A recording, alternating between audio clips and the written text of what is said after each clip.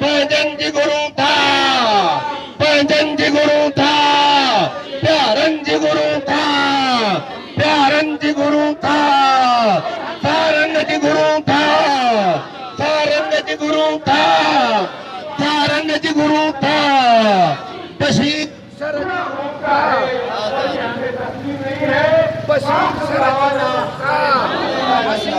जी गुरू था, गुलाम रसूल सर जी गुरू था,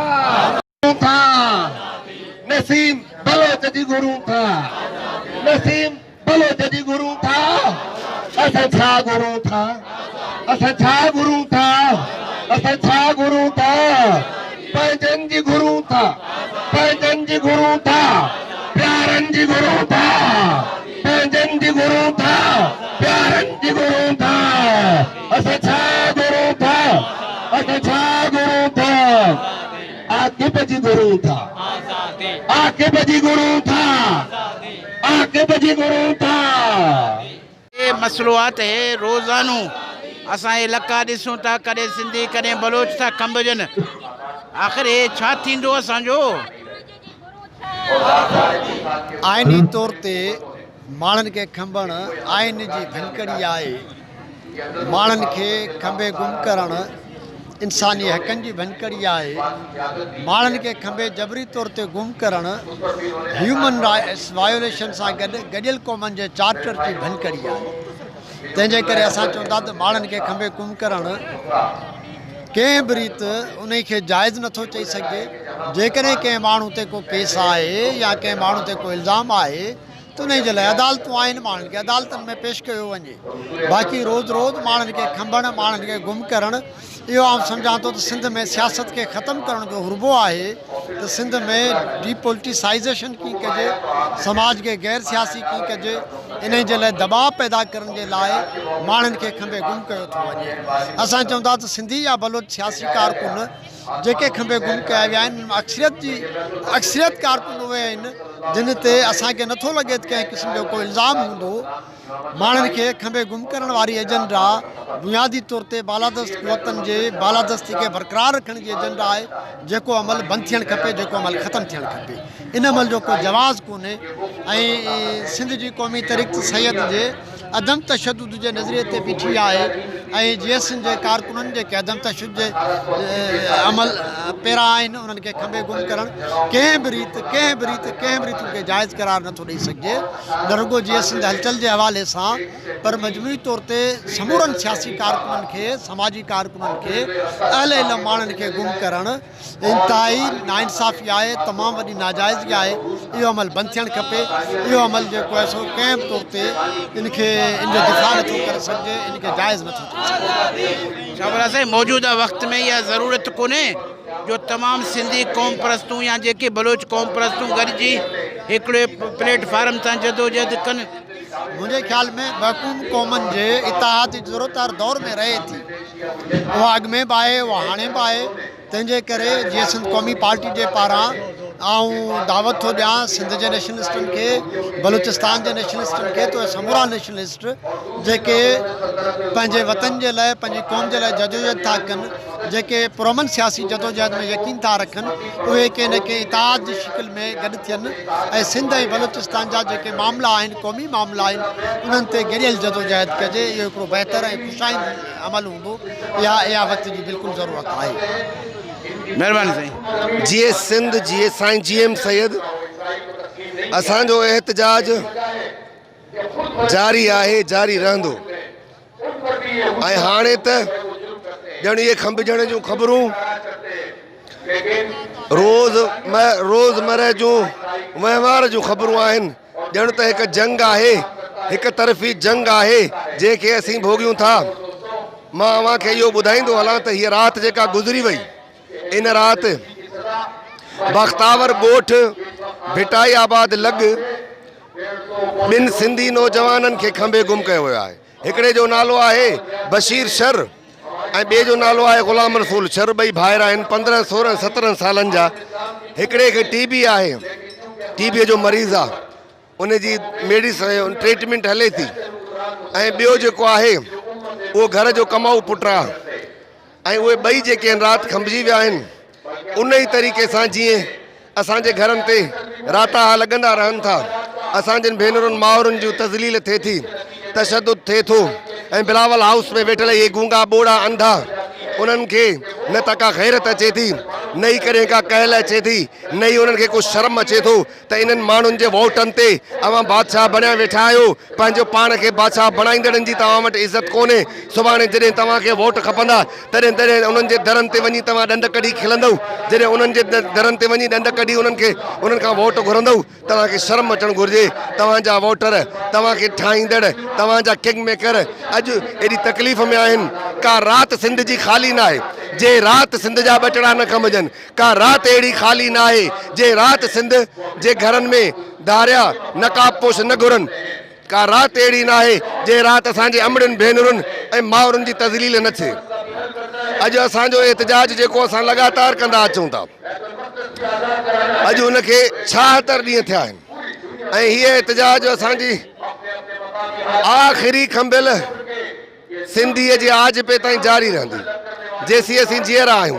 असां खंबिजी वियासीं, मरी वियासीं त असांजा ॿचिड़ा उथी बीहंदा, असांजूं धीअरूं उथी बीहंदियूं, असांजूं पोड़ियूं माउरूं उथी बीहंदियूं, पर हीअ एहतजाज जेको पुरअमन एहतजाज हिन अंधे मंडे लूले लंगड़े फेडरेशन जे उन काइर कातिल कानून में बि असांखे हक़ ॾिनल आहे त असां रियासत जे कंहिं बि फ़ैसिले ख़िलाफ़ एहतजाज कयूं। ऐं असां जॾहिं एहतजाज कयूं था त उहा ई फेडरेशन पंहिंजे कानून खे, पंहिंजे आइन खे पेरनि हेठां लताड़े या डस्टबिन में उछले।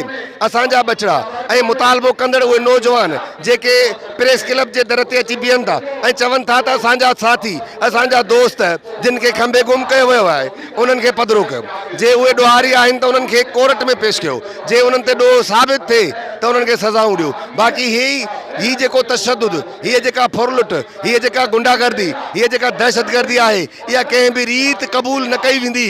ऐं इहो जेतिरो बि ज़ुल्म थिए थो, जेतिरा बि असांजा बचा खंभनि था, जेतिरा बि असां ते लाश मोकिलिजनि था, उहा असांजे जंगी तारीख़ में हिकु रिकॉर्ड ठहे थो। अॼु असीं हीणा, अॼु असीं विकिरल, सुभाणे जॾहिं असां बि ऐलान करे उथंदासीं ऐं इहा सिंध ख़ामोशी टोड़े जॾहिं उभरी ईंदी तॾहिं उनजो हिसाब किताब थींदो, फुड़े फुड़े जो हिसाब थींदो। मां उन्हनि इदारनि खे जेके खिलंदे कुॾंदे वहशी नाच नचंदे असांजे ॿचिड़नि खे खंबे गुम कनि था, उन्हनि खे ॿुधायां थो त इहे नकाब वक़्तु हटाए छॾींदो आहे।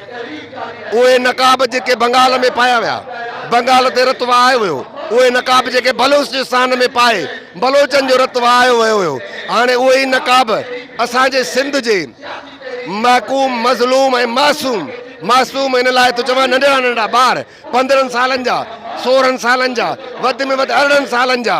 मां इहो थो चवां उन्हनि इदारनि खे ऐं हिन फेडरेशन खे त जे ॾोहारी आहिनि त उन्हनि पार्टियुनि जूं क़यादतूं खणो। वॾा ॾोहारी उहे आहिनि जेके हिननि मासूमनि जे लाइ न कॾहिं रोड ते अचनि था, न कॾहिं का प्रेस कॉन्फ्रेंस कनि था, न उन्हनि जे अबे अमर सां मिलनि था। वॾा दहशतगर्द उहे आहिनि, उन्हनि खे खणो। बाक़ी मासूम ॿचिड़ा असांजा खणो था, इहो क़तअन बर्दाश्त जोॻो न आहे। असीं रोज़ जेको एहतजाज कयूं था, असीं रोज़ जेको पगर वहायूं था, इहो का मज़ाक़ या चर्चो न आहे, इहा नफ़रत आहे। ऐं नफ़रत जॾहिं पंहिंजे इंतहाउनि खे छुहंदी आहे तॾहिं बग़ावत, ऐं उहा बग़ावत जेके दुनिया जी का बि ताक़त कॾहिं न रोके सघी आहे। तव्हां दुनिया में बग़ावतुनि जी तारीख़ पढ़ी ॾिसो। जी साईं, मुंहिंजो तालुको रोड़ी शहर सां आहे, जिते असांजी बेदिल दरगाह आहे। रहमत कावल हिकिड़ो नंढिड़ो शाइरु आहियां ऐं ताज जो हिसाब सां मुंहिंजा तमामु ज़ाती तालुकात आहिनि। असांजो उस्ताद बि आहे, असांजो सिंध जो हिकिड़ो नामियारो बहितरीनु मुहक़िक़ आहे।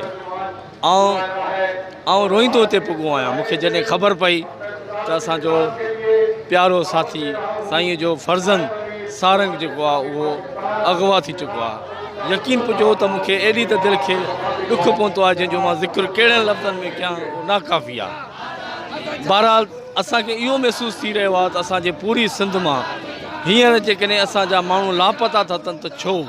असांजो ॾोह कहिड़ो आहे? असीं पंहिंजी धरतीअ ते ग़ैर महफ़ूज़ आहियूं।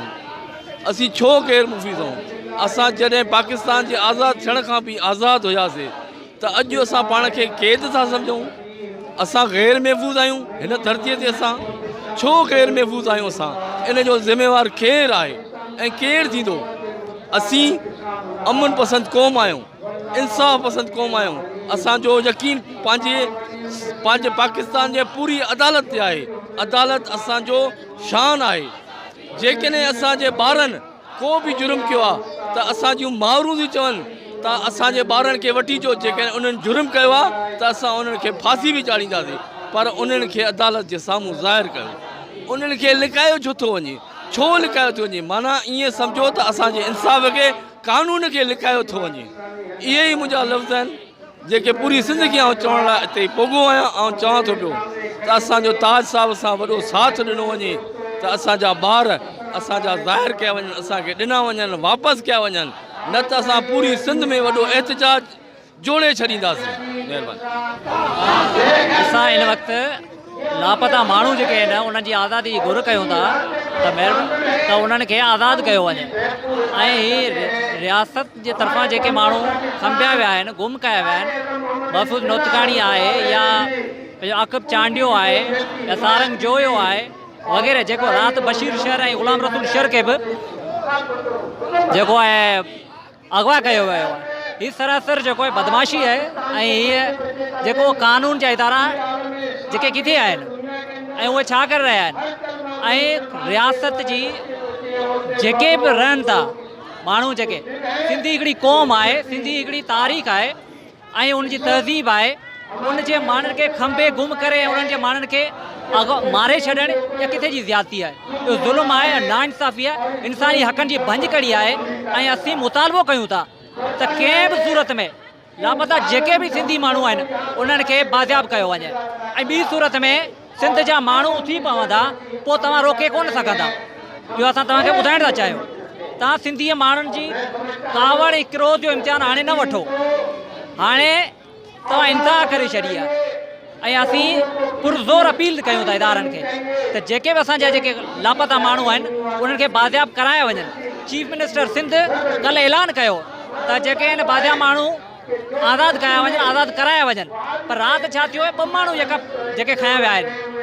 ऐं हिकु पासे चीफ मिनिस्टर जेको आहे सिंध जो वज़ीर आला आहे उहो ऐलान करे थो, ऐं ॿिए पासे जेके आहिनि 2 माण्हू खंबिया वञनि था। इहा सही सीधी जेका आहे कंहिं ते एतमाद कंहिं ते कयो वेंदो आहे। रियासत मां जा हूंदी आहे। हीउ छा थी रहियो आहे? हीउ सही सीधी जेको सरेआम जेको इंसानी हक़नि जी भंज कड़ी आहे, इनखे बंदि कयो वञे। ऐं जेके बि सिंधी जेके ॿाहिरि आहिनि उन्हनि खे जेके लापता आहिनि उन्हनि खे बाज़ियाब कयो वञे। महिरबानी।